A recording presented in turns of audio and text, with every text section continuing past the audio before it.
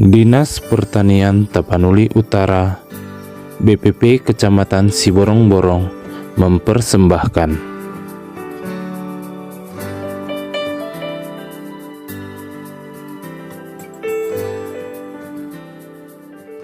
Pak, selamat siang.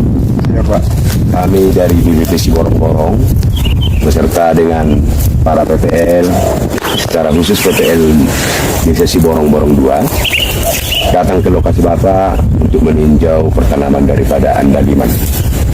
Dan kami melihat pada saat ini bahwa andaliman sangat-sangat cocok dan sangat-sangat bagus di daerah Tapanuli Utara. Bagaimana pengalaman-pengalaman Bapak tentang budidaya daripada andaliman ini, Pak? Ini kita tanam, memang ini sangat dibutuhkan. Satu, kita rasa untuk ini buat bumbu. Kalau orang Batak ini bumbu dan sangat susah dicari ini. Ini banyak juga keperluannya ini. Satu untuk pemanas untuk badan, satu lagi buat enak makanan lah ini. Jadi ini kita budidaya ini memang karena sekarang sangat dibutuhkan. Kenapa kita dibutuhkan ini? Karena kalau khas Batak itu harus ada andalimannya. Apalagi di daerah kita, daerah sekitar kita, daerah Danau Toba, daerah Tapanuli. Satu lagi, ini kita budidayakan ini karena kita satu hobi di ladang ini. Jadi ini budidayanya juga sangat mudah.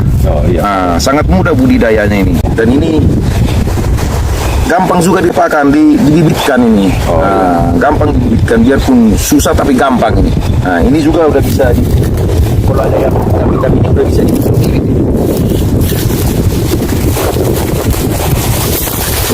Ini udah jadi bibit ini, bisa jadi bibit, dijemur setengah jam, jangan terlalu kering. Ya, ini bisa jadi bibit. Jadi ini numbuhnya 1,5 bulan ini biar numbuh. Karena kulit arinya sudah terlepas ya, Pak? Nah, ini 1,5 bulan baru numbuh, baru nanti udah numbuh, baru kita pindahin ke polybag. Dari polybag langsung ini. Artinya ini setelah tanam, ya kan? Setelah tumbuh dia di polybag, ya kan? Iya. Nah, artinya ditanam dia di lahan terbuka, baru setelah itu 8 bulan dia sudah jadi inilah jadi hasilnya. bisa berproduksi. Oh ya, udah berproduksi dia, inilah hasilnya. Yang mau kami pertanyakan sama Bapak, artinya kendala-kendala yang Bapak hadapi selama ini kira-kira di mananya, Pak? Contohnya sampai 8 bulan itu, apakah ada perlakuan khusus? Sebenarnya ini nggak ada perlakuan khusus ini. Oh ya. Nggak perlu dipupuk banyak.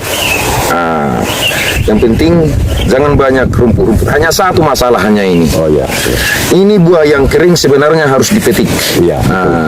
Kenapa ini nggak kita petik ini? Karena sesuai harga bulan lalu ini 20.000.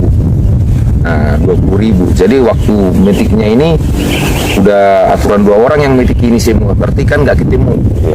Kita cek harga kemarin sesuai hasil yang kita kita cek harga kemarin, harga Siborong-Borong sudah 80. Itu masih dari petaninya.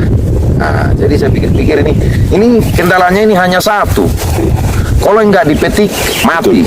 Jadi laku nggak laku harusnya diturunin buahnya ini, nggak bisa ditahan. Nggak bisa. Harus dipanen. Harus dipanen semua ini. Ya itu aja apanya ini, itu aja penyakitnya. Nggak perlu disiram, nggak perlu apa. Berarti dalam hal budidaya, artinya energi kita tidak terlalu banyak yang keluar dan biaya. Biaya juga tidak keluar. Cukup kita artinya perlu ada perlakuan khusus sama tanaman andaliman ini kan, kira-kira gitu, Pak. Artinya kan dia kan termasuk salah satu jenis tanaman yang sensitif dia. Artinya dia tidak perlu juga artinya membuat perlakuan-perlakuan contohnya pemberian daripada pupuk kimia. Tapi kan yang tadi yang Bapak bilang artinya bahwa lokasi daripada tanaman tersebut dia harus bersih. Harus bersih. Dan perlu juga dia diberikan artinya kompos-kompos ya kan, Pak? Nah, kompos. Terus yang berikut tadi begitu dia panen supaya artinya tanaman ini tetap bisa tumbuh, ya kan, tetap produktif. Maunya pada saat waktu panen dia harus dipanen. Iya, tidak dibiarkan. Kan kira-kira gitu, Pak. Oke, Pak. Yang berikut tadi Bapak bilang bahwa orang Batak itu sangat-sangat menyukai, iya kan, dengan andaliman karena cita rasanya.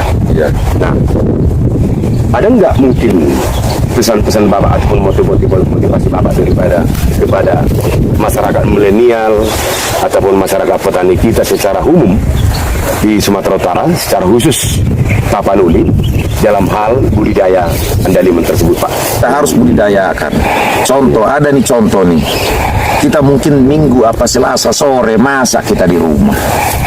Pasti kita gunakan.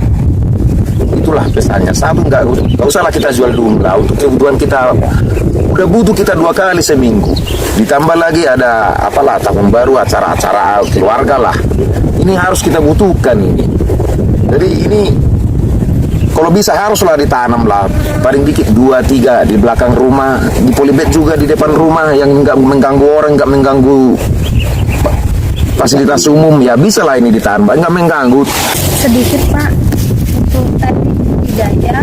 untuk teknik budidaya, mungkin masyarakat umum juga perlu. Dari awal sampai seperti ini, bagaimana teknik Bapak? Ini sebenarnya nggak perlu banyak teknik ini, yang penting kita rajin cek Pengamatan sebenarnya. Nah, ini nggak perlu dirondap kayak apalah langsung hama, nggak perlu. Nah, pupuk harus yang bagus, nggak perlu. Nah, gampang banget ini tekniknya ini untuk pengen budidayaannya ini. Jadi tanpa di polybag juga dia, kalau istilah musim hujan dia numbuh cepat, nggak masalah ini.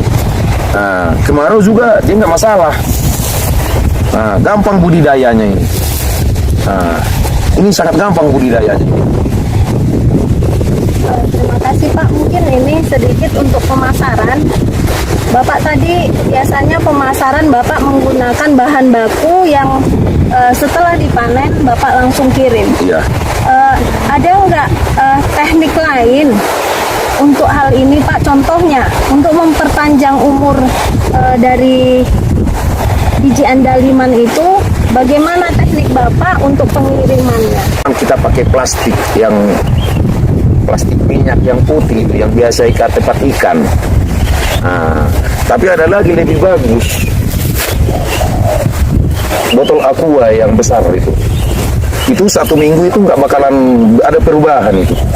Nah, Dinas PT Siborong-Borong yang mempertanyakan bagaimana budidaya andaliman, kami juga sangat senang Pak.